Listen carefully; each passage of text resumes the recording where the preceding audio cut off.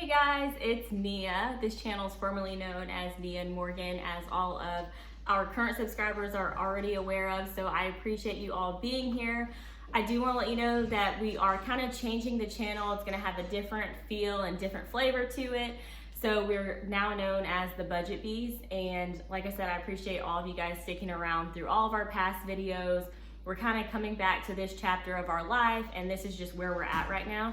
We're on Instagram at the Budget Bees, so please go follow us there. That's kind of where we got started on this journey, and now we're bringing it to YouTube. For those of you who don't know, my husband's name is Morgan, and he will typically be in a lot of these videos, but I would like to say, I guess, more of the financial guru behind it. But we definitely have a whole list of videos that he's gonna be in on, so please stay tuned for those. Those will be coming up shortly. And for this video, we are going to be diving into all about HSAs, also known as health savings accounts, which don't sound that exciting, but stick around and you'll find out why it's actually probably, in my opinion, the best investment vehicle that you could have. So what is an HSA? So an HSA is a tax advantage health savings account. And what that means is for qualified medical expenses, you can save money into this account. So in order to qualify, you have to have a high deductible savings plan.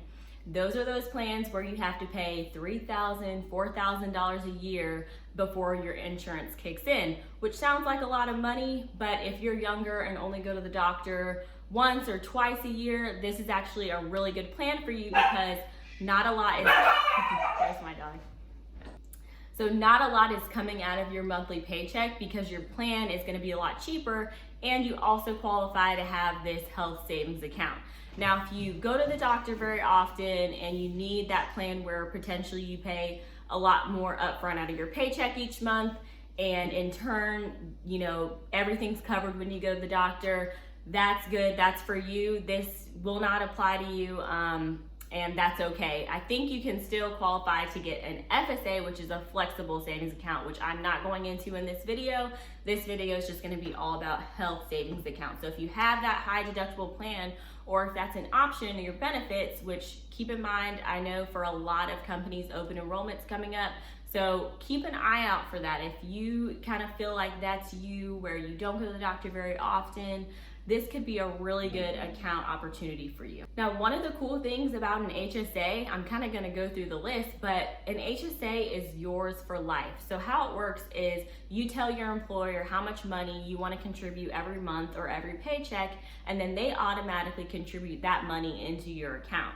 So once that happens, you'll start to accumulate money, and when you leave that job, that money is still yours. So that money is yours for life. You can always have that account. And then if you go to another employer and you start another HSA, you know, those can be completely separate, but you'll always have that original HSA that you had set up with your first employer or second employer, wherever it falls in down the line. The other great thing about an HSA is that it rolls over. So unlike an FSA that does not roll over, so with an FSA, you have to use all the money before the end of the year. It's like the end of the year scramble. I have $130 left and I have to use it. What should I spend it on? With an HSA, you don't have to worry about using it. It's not a use it or lose it type of thing. You have it for life. One thing to note about an HSA is you have to use it for qualified medical expenses. And if you don't, you will get penalized 20% as of today. I mean, so you don't want to use this money like to make a down payment on your house because you will get penalized for the money. Only for qualified medical expenses until you're 65, which we'll go into a little bit later. What a lot of people don't know is that their company contributes to their HSA, and they are not even aware, they're not taking advantage of this free money.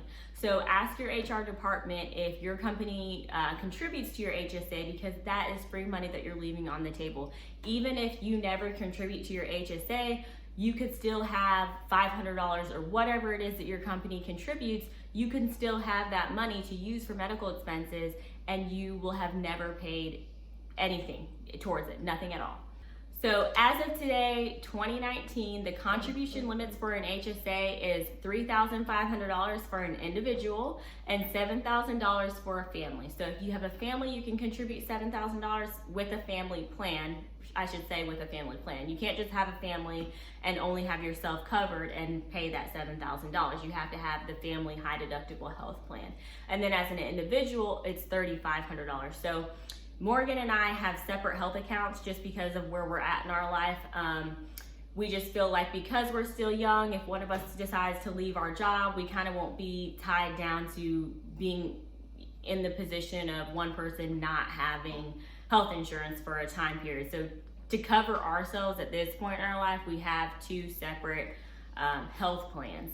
That being said, we are looked at as individual. We also don't have any kids. So we both have that $3,500 each. When you're making your contributions to your HSA, and similarly with your 401k, and if you have an IRA, those contributions can be made all the way up until the tax year ends. So the tax year ends when you file your taxes. So when you go and file your taxes for 2019 in April of 2020, that's the cutoff for contributing to your HSA. So if you're watching this video in October of 2019 and you're like, I want to contribute to my HSA and I haven't done that all year and I want to get it in the 2019 year to reach my max, you can still do that all the way up until April of 2020. The caveat to that is you have to reach out to your HSA provider and make sure they know that the contributions that you're making in 2020 are actually for the 2019 calendar year, so they can put it on the books accordingly. All right, now getting into the good stuff. So when you're 65, you can withdraw this money with no penalty for whatever you want. So when you turn 65, this money is yours, free and clear. And the best part about this money being yours and the fact that this money grew is, one, when you contributed, you didn't pay any taxes on that money. So when your employer takes the money out of your account every month or every paycheck, you are not paying taxes on that money. And you're also reducing your taxable income.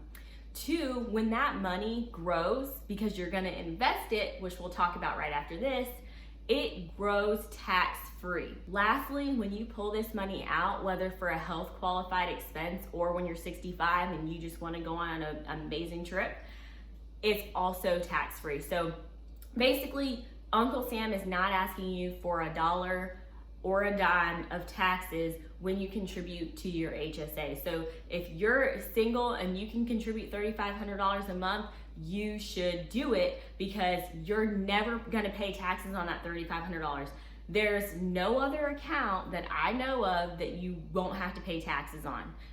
This is just America, you pay taxes on everything. So the fact that each year you can not pay taxes on $3,500 as an individual is pretty amazing. So on to investing. And if you're not big on investing, that's okay. That's why I wanted to start this YouTube channel, because everyone can be an investor. I look like an investor, you look like an investor, and it's honestly not as difficult as some people make it out to seem, okay? So here's why you should invest in an HSA. An HSA is a triple tax advantage account. Like I just ran through, there is no other account like that. Take advantage of it. Also, like I mentioned before, you can reduce your taxable income. So each year, say you make $50,000.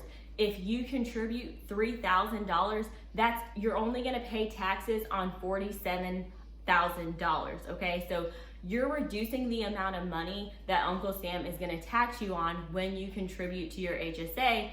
Same goes for a 401k, but that'll be on another video. Those are pretty much the basic reasons why you should be investing in an HSA. It's pretty plain and simple, and for a lot of people, especially for those young professionals just starting out, I would go ahead and say that you should max out your HSA even before contributing to your 401k, with the exception that if you have an employer match for your 401k, you should be reaching that as well. Don't give up that free money. Don't leave that money on the table for your employer, with your employer rather. Take advantage of that as well, but then after that, go straight to your HSA because you never pay taxes on that money. So that's one that you want to go ahead and hit up first. So a lot of people don't know you can invest in your HSA, and that is to me just crazy. I just recently learned about it. But for my HSA, once I hit $1,000, I can invest everything else after $1,000. I have to keep $1,000 in there, but everything else I can invest. One thing you definitely want to do with your HSA account is save all of your medical receipts. So if you are going to invest the money, you want to make sure that you hold on to all of your medical receipts. So that way, if 10 years down the road, you have a medical emergency that's $10,000, you can always tap into your HSA and get that money back out. So for a medical emergency that happened 10 years ago, $10,000, whatever the amount is, as long as you have your medical receipt, you can redeem that money from your HSA account. So it's very important to hold on to your medical receipts, keep it on a flash drive, keep it in the cloud, keep it somewhere safe, so that way if you ever need that money, it's even better than, a 401k loan or or borrowing from yourself. This is money that you contributed, and yes, you're kind of robbing yourself because you could further invest it, but at the same time, if you really need it, it's there for you. I learned by example, so just a quick run through. Say you are 35 years old and you contribute $3,500 a year until you're 65 years old. That is going to grow into over $454,000. $454,000 at an 8% rate of return, which is pretty average. So what are you doing? You would have only contributed $105,000 of your own dollars, and that turned into $454,000. That's over 3 times what you put in.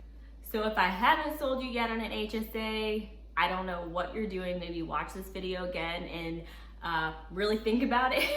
So unless you don't qualify for a high deductible health plan, that's really the only reason why I can think of why you wouldn't go ahead and open up that HSA. I hope you guys learned a lot from this video, and I definitely want to do a lot more. I hope I didn't bore you at all. And if you like this video, please give it a thumbs up. Leave me a comment of some more content that you would like to see. I know this is a lot different than our old content, but I feel like I have learned so much from blogs and books and the Instagram #DebtFree community, so many places, and I just feel called to share that with you all. So hope you enjoyed the video. Thanks for sticking around, and I'll see you next time.